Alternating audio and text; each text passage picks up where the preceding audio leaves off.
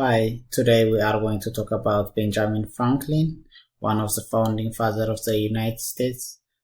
He was an author, a statesman, a revolutionary, author, scientist, firefighter, and a chess master, and his writing The Way to Wealth, which was written in 1785.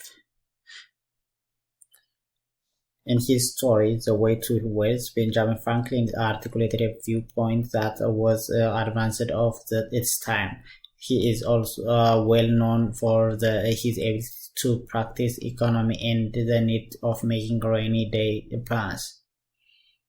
This short essay is a very good introduction to Benjamin Franklin's wide expertise on social and economic situation.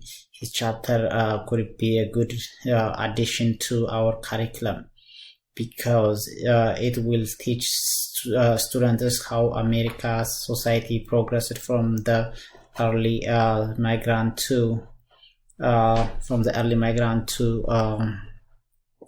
to today.